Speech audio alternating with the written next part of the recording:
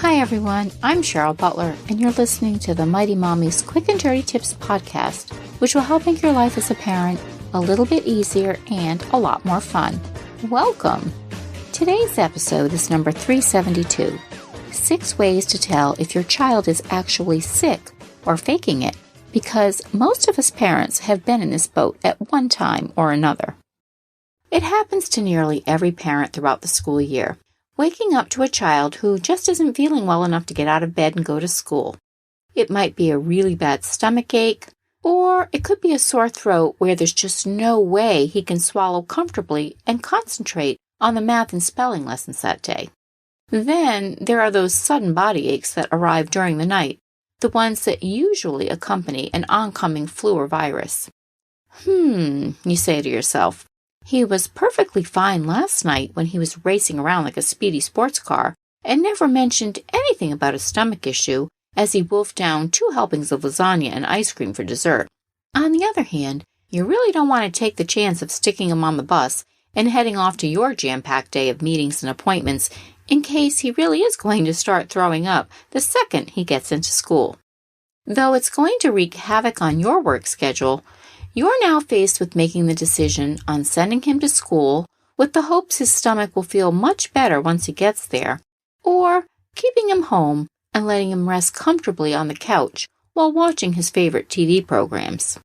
Sure, our kids are going to need sick days throughout the school year, but what if he's really not that sick and is just looking for a way to stay home? There are reasons that your child will pretend to be sick, so today, Mighty Mommy shares strategies on how to cure this potential problem. Tip number 1, assess your child's health. There are going to be times throughout the school year when kids are truly sick and absolutely should stay home. When my kids have any of the following, they don't leave the house. Fever.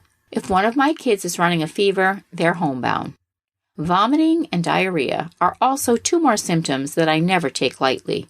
Skin rashes or hives. I always have these checked out if they appear for no reason.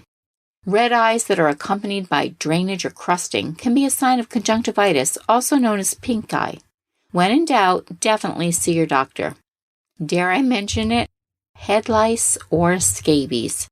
This is no fun for anyone, and if your child does end up with lice someday, then other families thank you in advance for not sending them back until it's treated. Tip number 2. Find out their motivation.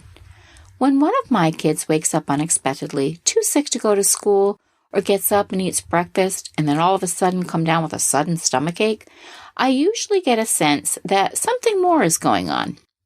After I listen to their symptoms and give them a big hug, I delve a bit further into what might be underlying the reason that they're not wanting to catch the bus that day. I start by asking if anything else might be bothering them, other than their physical aches and pains.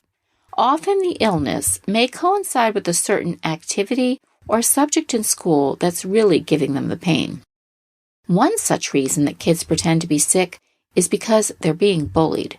And according to the National Education Association, more than 160,000 students, and that's a staggering number, are missing school each day because they're afraid of getting picked on, taunted, or worse, beaten up.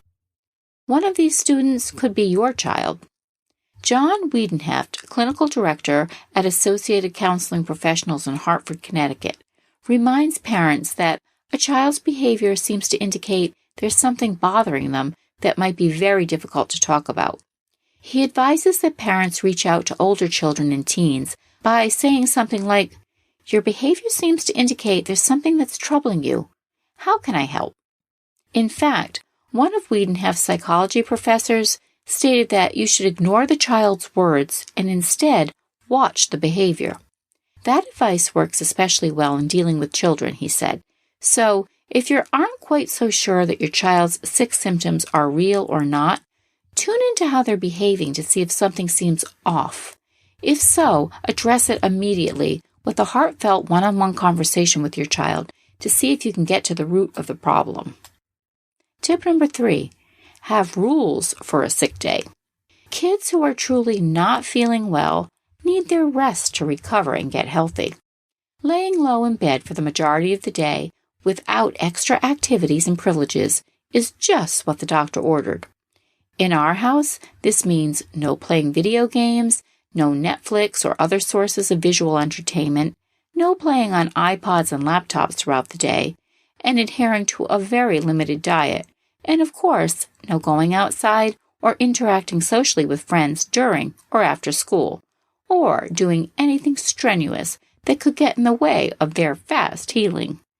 When you're consistent and stick to your sick day policy, every time your child needs to miss a day of school, they're going to know that you mean business and they don't have a free pass for the day. Tip number 4, schedule a physical. If your child feels the need to miss school several days in a row, or within a short time period, it might be time to schedule a visit with your pediatrician to have a full physical to simply give you, the parent, a peace of mind that everything is okay, as well as send a message to your child that you have no intention of playing around with their precious health and that you will have them examined from head to toe to make sure you rule out all possibilities of potential illnesses. Most kids want no part of heading to their pediatrician when they're truly feeling well. Sick kids, however, want relief and are usually willing to be examined just to feel better. Tip number 5, stay tuned in. With so many reasons why a child may be too sick to go to school, a parent's best defense is to know their child well. Stay informed about what's going on in their world and use that knowledge to help make the best possible diagnosis. I rely on my kids' teachers and school connections to help me out when I can't figure out what the real culprit might be. Pick up the phone and call the school, or send an email or even text to your child's teacher. Your child's school team will appreciate input from home so that you can all be on the same page to best benefit your child's overall school experience. And your child's teachers see her many more hours during the course of the week than we as parents do at home, so their insight can often be invaluable. And tip number 6, offer bonus days throughout the school year. Today's kids are working harder than ever to keep up with their schoolwork and excel in their courses, attend extracurricular programs, produce quality homework, participate in athletics and artistic and musical endeavors, not to mention the peer pressure they face on an ongoing basis. Regular downtime is almost unheard of, so it's more important than ever to make sure your child doesn't succumb to a whopping case of burnout. In our family, we regularly allow 1 or 2 mental health days off from school. Because we offer these up at the beginning of each school year, my kids know that they can bank them and use them when they really need them, usually in the later part of the school year.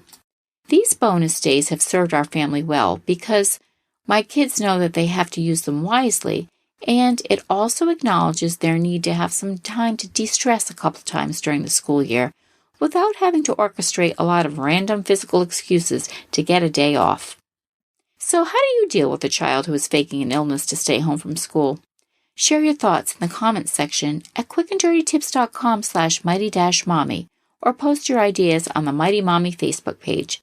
You can also email me at mommy@quickanddirtytips.com, and I hope you'll visit my family-friendly boards at pinterest.com/mightymommyqdt. And don't forget, there's going to be a new Mighty Mommy newsletter coming up, so sign up. It'll be chock full of practical advice to make your parenting life easier and more enjoyable. Wishing you and your families a healthy and stress-free week. Thanks for listening, and until next time, happy parenting.